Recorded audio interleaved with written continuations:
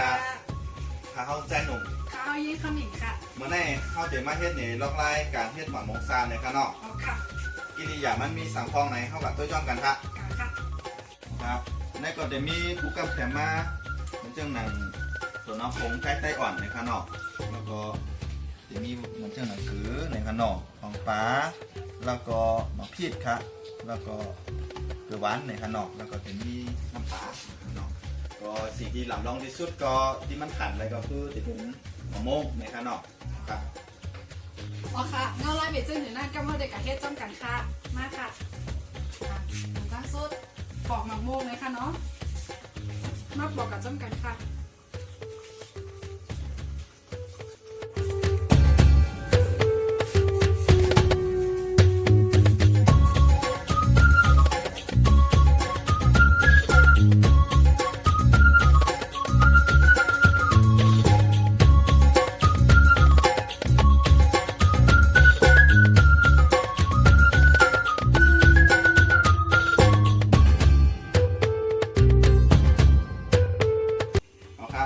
ที่เขา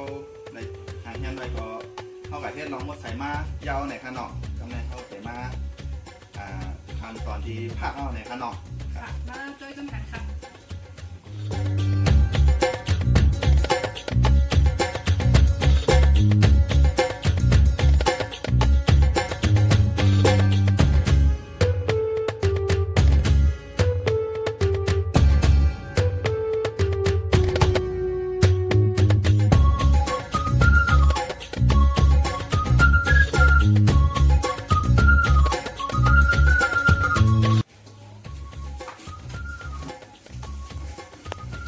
นะครับในเป็นหมะม่วงที่เข้าอะไรพักไว้ยาวในขนอก ใส่เยาค่ะ ก็ในเข้าเด็กในขั้นตอนอะไรครับ เจใส่กิริยาเยาเลยค่ะเนาะว่าข้าวเจได้ใส่ซังทองนะคะมาต้วยจ้อมกันค่ะ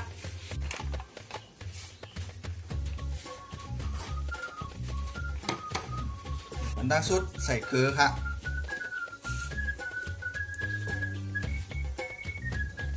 ของปลาครับ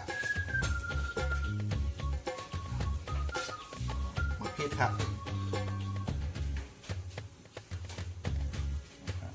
ที่ลำลองมันอย่าไปลืมถั่วเน่าในข้างนอกถั่วเน่าพร้อมครับ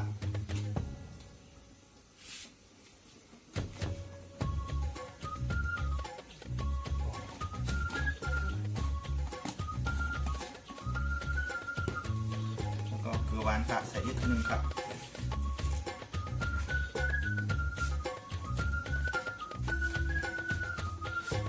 น่าจะเป็นขั้นตอนอันที่สุดท้ายในค่ะเนาะก่อนที่เขาจะกินในค่ะเนาะ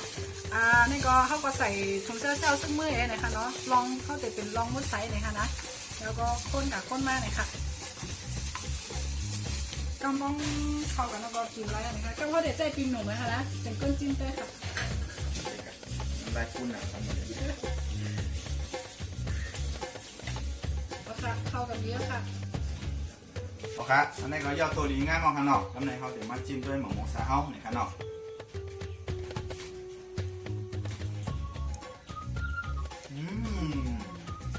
มันดูแม่เขาค่ะปีนหนุ่ม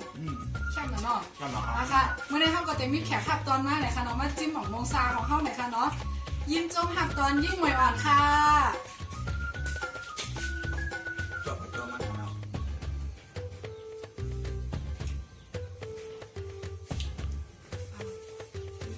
มันดูของค่ะบ้านนะเฮ้ยโอเคมีแทงกองหน่อยค่ะเนาะยิ้มจมหักตอนยิ่งแสงจิ๋งเลยค่ะมาค่ะ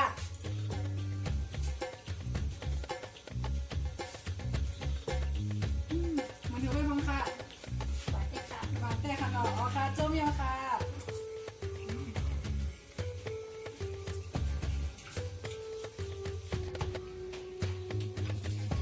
ครับ